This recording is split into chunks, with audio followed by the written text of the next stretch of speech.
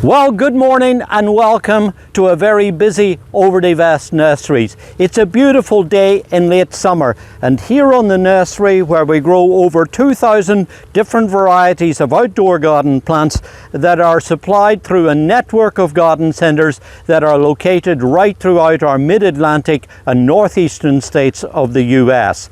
Lots of really interesting and very good garden plants, proven performers that we know do very well right here in this region. Trees and shrubs and ornamental grasses and climbing plants.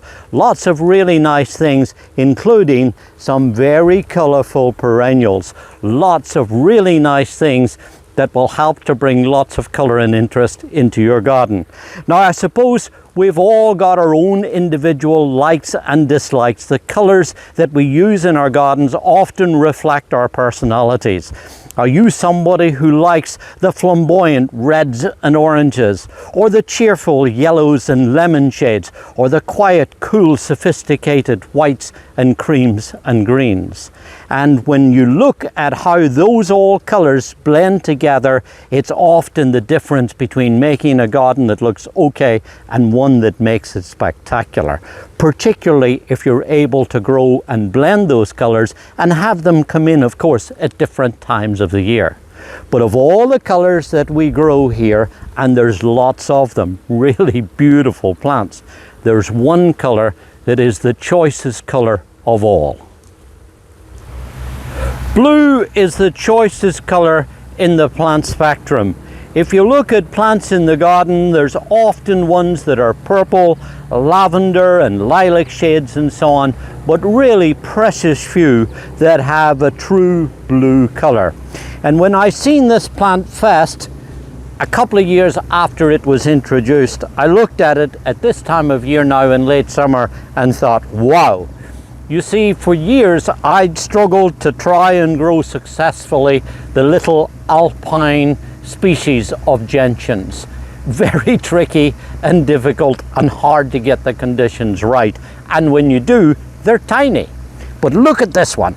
This is Gentiana True Blue, a selection that was developed by Darrell Probst in Massachusetts. It's a hybrid between two Asian species, one parent coming from Japan and the other from Korea, and like all good hybrids, taking the best of both parents and combining it to make a superior plant.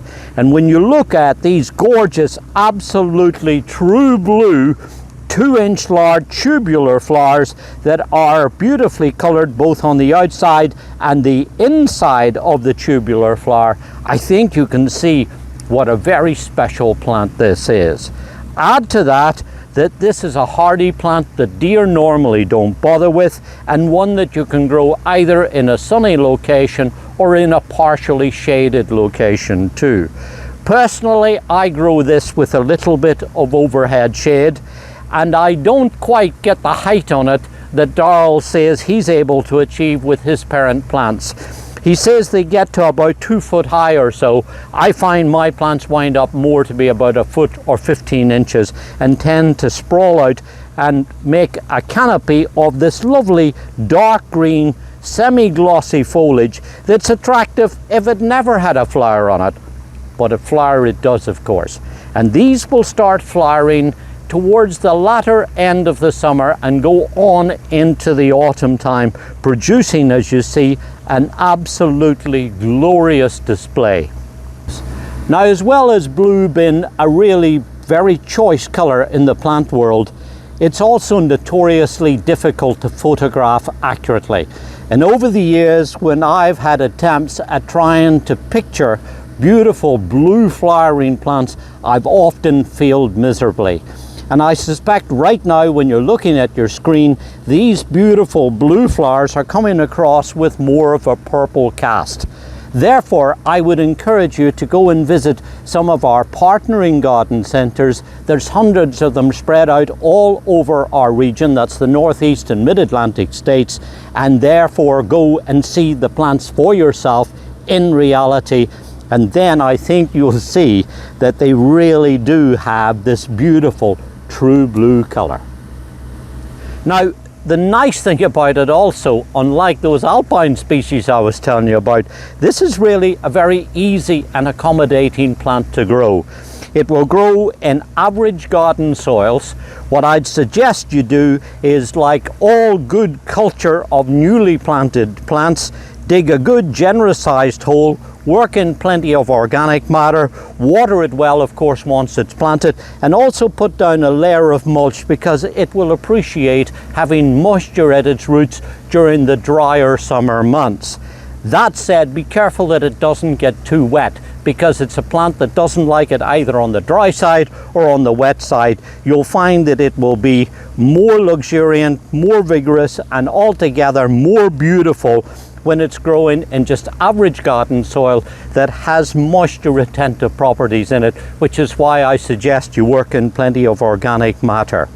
Outside of that, you'll find that this is a really beautiful plant, whether you put it in just as a single specimen in a bed or a border, or if you have the space and you're looking to try and create a nice cooling effect, which is lovely on a hot day like today. The temperature is getting into the 90s. You could put these in at about 18 inches or maybe 2 foot centers, and that will give you a very nice canopy of lovely dark green foliage, and then all of these gorgeous flowers that last a long time.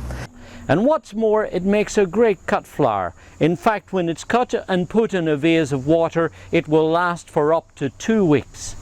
But another little thing I'd like to suggest is that you grow some in a container. This is a great way to be able to grow and admire the flowers. And of course, because it's in a container, you can have it on your deck or patio by the front door. If visitors come, you can set it up in a prominent place and be able to enjoy it wherever you have it in the garden. Now, as the flowers begin to go over, they start to turn a brown color. At this point, you can go through and just simply snip out the flowers with your finger or thumb, or perhaps even a pair of snips, and that will help to keep it making new flower bud and keep the plant looking fresh and gorgeous for the entire season. At the end of the flowering season, you can take it out of the pot and plant it out in the garden, and because it's a perennial, of course, you'll be able to enjoy it for many years to come. This is Gentiana True Blue, a magnificent perennial that will bring very valuable blue color to our garden at a time of year when there's really not a whole else flowering. Absolutely beautiful, very choice plant that I hope you get a chance to grow. This is David Wilson. Enjoy your gardening. It's good for us, and it's very good for our environment too.